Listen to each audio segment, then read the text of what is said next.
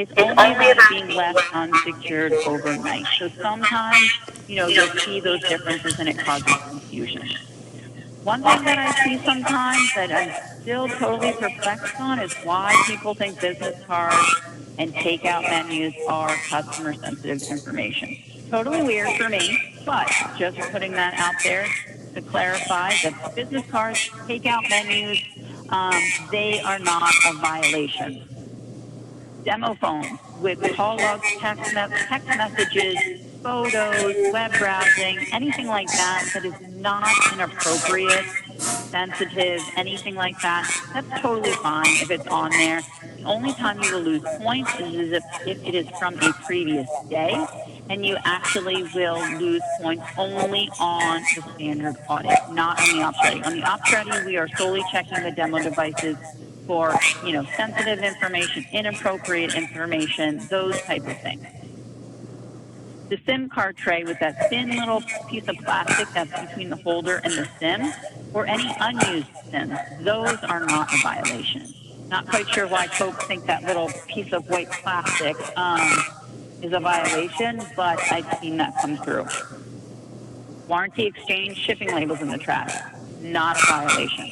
Customer name by itself on a Post-it note, piece of paper, whatever, not a violation. Phone number by itself in the garbage, not a violation. Van number, Post-it note, in the trash, not a violation. The only time those become a violation is if there are two or more pieces of that information on that same piece of paper. So if you have a customer name and a band, or phone number and a band, or customer name and a band, whatever the way you want to put them together or that they're found, that's when it becomes a violation, not when it's solely by itself. The only other thing that I wanted to call out is when I say use caution. So like that example that I mentioned earlier about that you got to the location midday, there's paperwork in the sales floor drawer, it's closed, it's fine. It's not a violation at that time. However, it could easily turn into a violation if folks forget to take that paperwork from the sales floor to the bathroom at the end of the night. So just trying to say, use caution, with those type of situations. It's always better if you secure, right then and there. But, I know some of the stores get kind of busy and they can't do it right away. So just use caution around that. So let's go to the next one. Going into failures. So my legacy Magenta dealers, please know full reset for 2021. So that means anything you have done prior to 2021 on Ops Ready audit will not count. It is a full start, fresh start for everyone. Basically, we are just re-kicking off the program. So the only thing that can happen to anyone in Q1 would be a warning letter. I will say that again for my Magenta dealer folks that just probably fell off their chair. We are doing a full reset for 2021. Nothing prior will count. It does not even exist. Okay, so first failure, warning letter. Second failure, and these do not need to be consecutive. Just saying within a 12-month rolling period that you've had this is the number of failure, this is what will happen. First failure, warning letter. Second failure is warning letter and a 30-day disqualification from your performance bonus number 2, so PB2. For third failure, it is a warning letter and a 90-day disqualification from performance bonus 2. And this is at the location level. Fourth failure, breach letter. You will get indefinitely disqualified from performance bonus 2 until 4 consecutive audits are passed. So when you get to that fourth failure, you will not be eligible for your performance bonus 2 for at least a year. On top of that, you also have a 90-day disqualification from PV1, 3, and 4 until your next audit is passed. So my recommendation with all of this, in case it's confusing, is don't fail. Pretty easy then. All right. Let's go into the next slide. So here's some examples. I'm not going to go through all this. You guys can look at this, to kind of do practice one. But again, it is a 12-month rolling time frame. So for the first 12-month time frame will be Q1, Q2, Q3, and Q4 of 2021. When they audit in Q1 of 2022, that means Q1 of 2021 will fall off. So every time a new quarter comes off, the latest will fall. New quarter comes on, the latest one will fall off. So it will always be a 12-month rolling period. A location will only ever receive one warning. So after that initial warning, it will always be a disqualification of a performance bonus. The only time we will fully reset it back to giving that location a warning again is if they pass 4 consecutive audits. So if you happen to fail one audit and then the next 4 you pass and you fail again, you will get another warning. Obviously, you did 4 quarters, you passed, you were doing well, and then there was just a slip up. We're not going to disqualify you from anything. We will reset it back to a warning letter. Again, pictures are required for proof.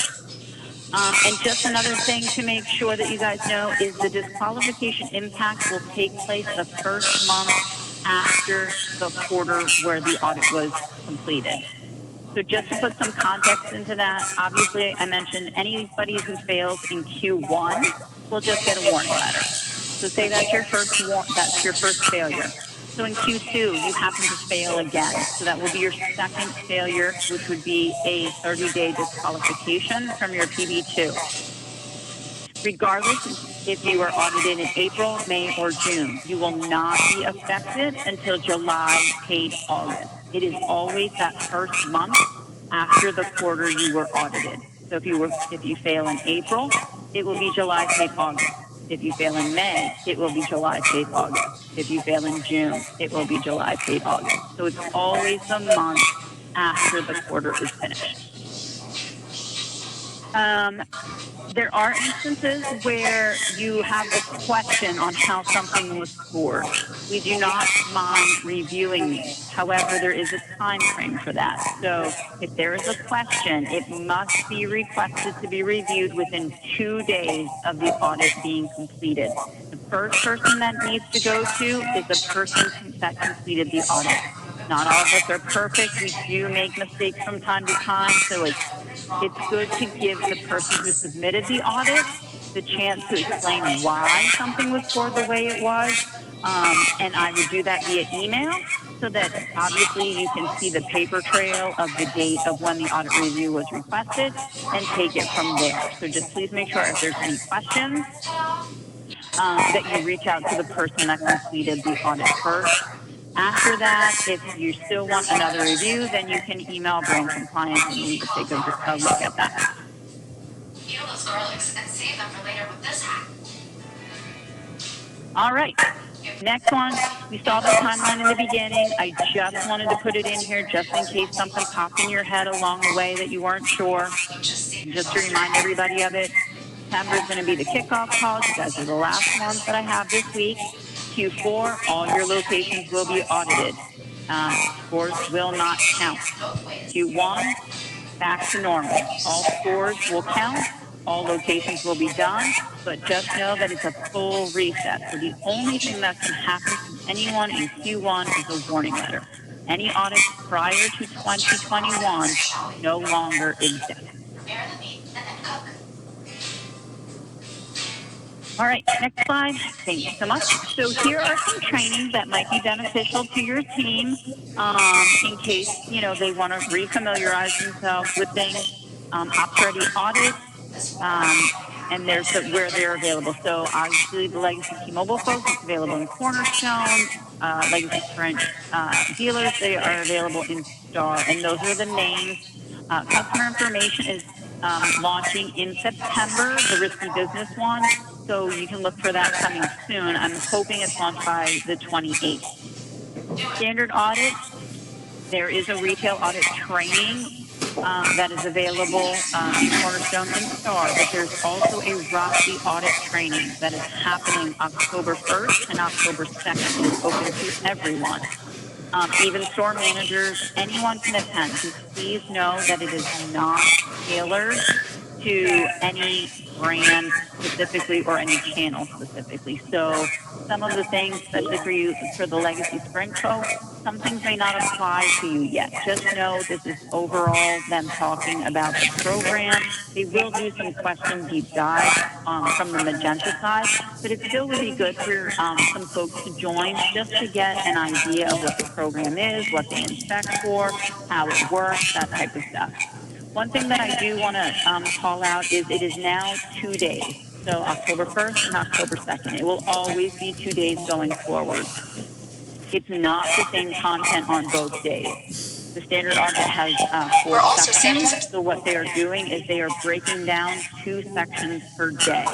That way, folks who may only be able to attend, say, October 1st and 2 of the sections, the next time that they have the training, they won't have to attend that training again. They can just go to the second one with the other 2 that they weren't able to make the first time around. So just keep that in mind, that it is not the same content both days. It is different content. So just pick what you can. Again, informational, even if it does not apply to like the Legacy Sprint folks yet. If you don't have that invite, just reach out to Daryl Deans and he will be happy to forward the invite to you. All right. Here are some helpful links to you guys, for you guys. So C2, what will be in there is just the overall policy, the questions, the point values, the reference guide. Again, it's not there yet. It will probably be there next week because we had to have these calls with you guys first. So it'll probably be there next week, just so that everything that I went over with you, the Power BI links for the Simplified Training Dashboard, and then your self-assessment things. So these are for you guys to use as you want. You can require your stores to do them. You can do them yourself. They don't have to be required. It's whatever. It is a tool for you guys to practice, to have a full understanding, identify your opportunities, anything like that. So again, you can use it as often as you want. There will not be any reporting on that. I like to consider this for folks, it's a safe environment. I want people to score themselves badly. It's better for them to score themselves badly and fix things and worry and think they're not doing well and correct those things rather than thinking, oh, I got all this and I have 100 and then your TM comes and you scored a 60. It is used as a tool to identify, your opportunities. So again, I will not provide any reporting on that. If someone reaches out and asks for it, I still will not provide it. Again, I'm giving this as a safe environment for the stores to practice and use this as a tool for themselves. Come Q1, everything will be in Aurora for the self-assessment. So we are moving to that platform going forward, starting in Q1. So Q4 will only be that link. Q1 going forward will be in Aurora. All right, next slide, please. Oh, did I do it already? Did I miss a slide? Nope, that was it. Okay, cool. So I'm going to actually go through some of the Q&As. I just wanted to make sure that I captured everything within the audit, within the deck. Obviously, the call's going to wrap up in about 7 minutes, so just know that if I did not get to your question, I will get to it in the Q&A. In the section of the deck, you will see your answers. So let's see. Hey, Jen, I tried to help you a little bit on some of the questions, but so if you want to start with Steve Santos, he just let's confirm on the safe. So to confirm both sides of the safe have to be on a 10-minute delay question. So is that, you mean inventory safe or cash safe? So inventory safe, only one side needs to be time delayed, not both. You can have one that opens anytime to keep your ready stock in. With the cash safe, only where the deposit is held is it required to have a 10-minute time delay. right. All right. I'm Okay, going to and then the go next one actually is from the. Diane. Yeah, go ahead. Okay. I didn't see it. I was going to go from the bottom up, and I didn't have to scroll. Let's see. Oh, gosh.